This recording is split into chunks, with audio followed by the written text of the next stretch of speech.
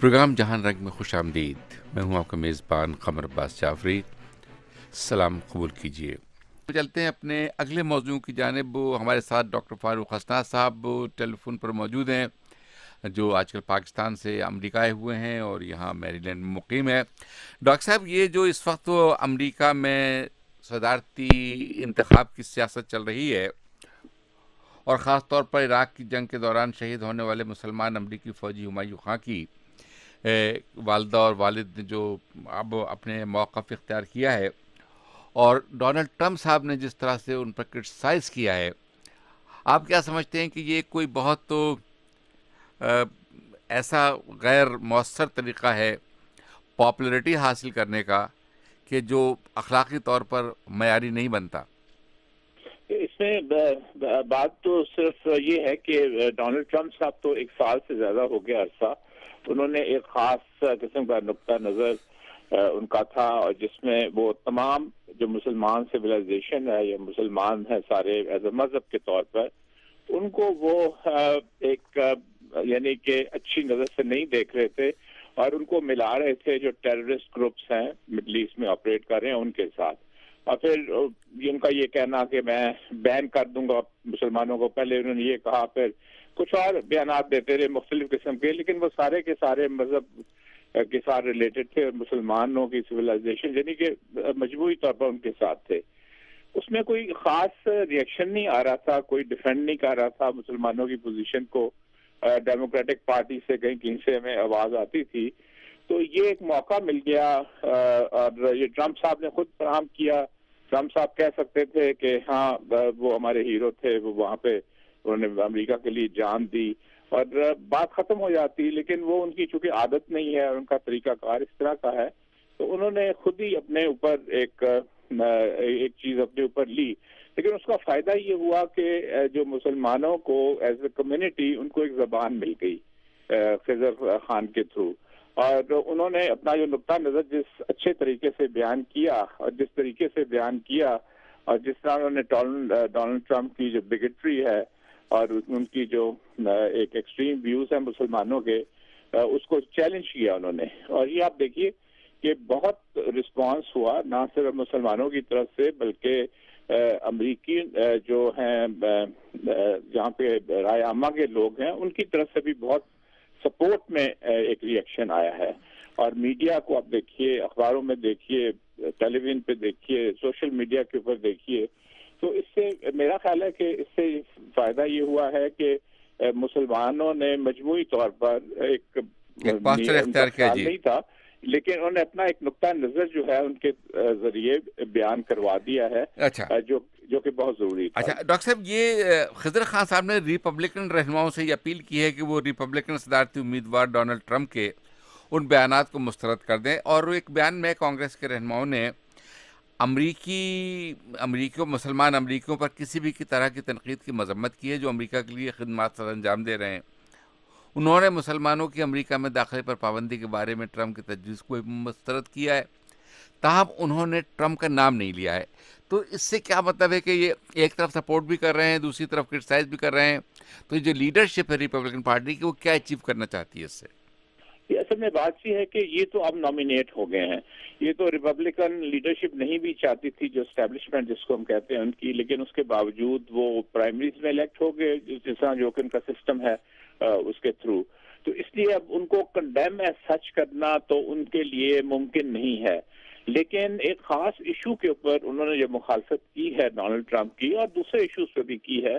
تو یہ بذات خود کافی ہے کہ ان کو اپنی ہی پارٹی کی طرف سے سپورٹ نہیں مل رہی. اب یہ بھی دیکھیے نا کہ جب کنونشن ہوئی ان کی ریپبلکنز کی، تو ان میں بہت سے لوگ نہیں ان کے آئے، بہت سے لیڈرز نہیں آئے، جان مکین نہیں آئے، بش نہیں آئے، کیسک نہیں آئے، جو کہ گورنر تھے اسی اسٹیٹ کے جہاں پہ کنونشن ہو رہی تھی. اور اس طرح تو اس لیے وہ تو نظر آ رہا ہے کہ ریپبلکن پارٹی کے جو لوگ ہیں، اہم لوگ ہیں، وہ ان سے خوش نہیں ہیں اس نامینیشن سے. لیکن وہ کر کچھ اس لیے نہیں سکتے کہ ان کے پاس اتنے ڈیلیگیٹس آگے تھے کہ وہ نامینیشن ان کی ہو گئی تھی. لیکن یہ ان کو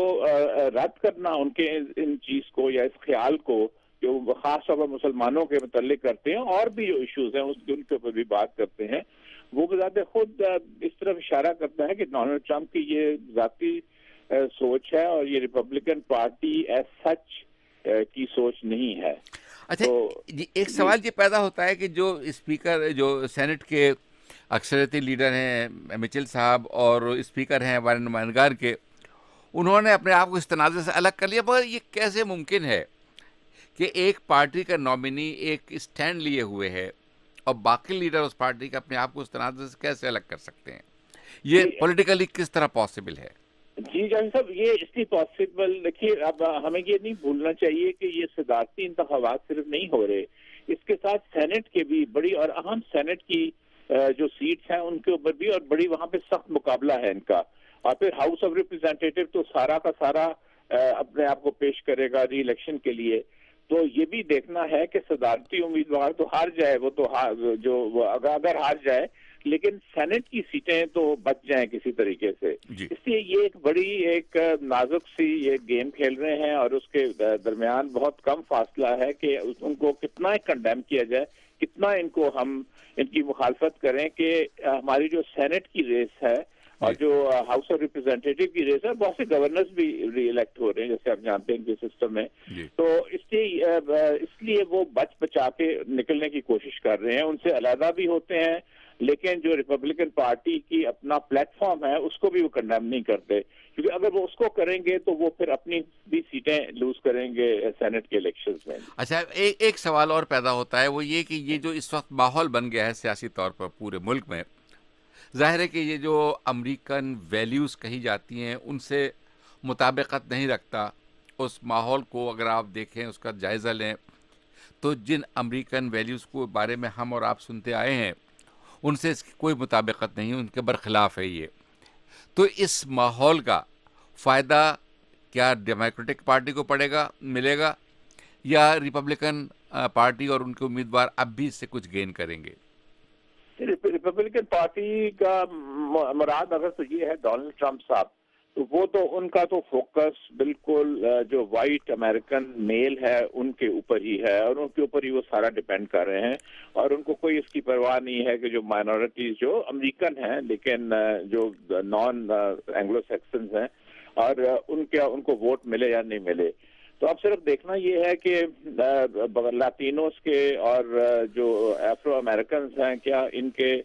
سپورٹ کے بغیر بھی یہ کوئی صدر بن سکتا ہے اس ملک میں؟ کیا یہ ممکن ہے؟ چونکہ ان کا بہت بڑا ووٹ بینک ہے،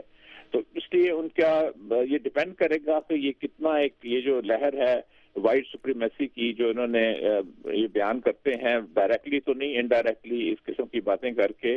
کیا وہ کام کرے گی یا نہیں کرے۔ میرا اپنا خیال ہے کہ امریکی جو پولیٹیکل سسٹم ہے وہ خاصا میچور ہے۔ دیکھیے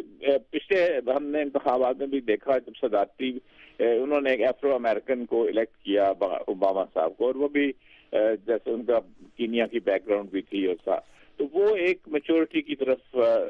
اشارہ کر رہا تھا۔ تو اب بھی اگر تو یہ ہوا کہ ڈونلڈ ٹرمپ بری طرح ہار گئے تو پھر میرا خیال ہے کہ بالکل اس چیز کو ایک جیسے آپ نے بات کی ویلیوز کی، اس کو ایک پوری سپورٹ ملے گی اور اس کے اوپر ایک مہر سی لگ جائے گی کہ نہیں، امریکن ویلیوز کو کوئی چیلنج نہیں کر سکتا۔ ہاں البتہ اگر ڈونلڈ ٹرمپ نے خاصے اسٹیٹس کو جیت لیا، چاہے وہ ہار بھی گئے، تو پھر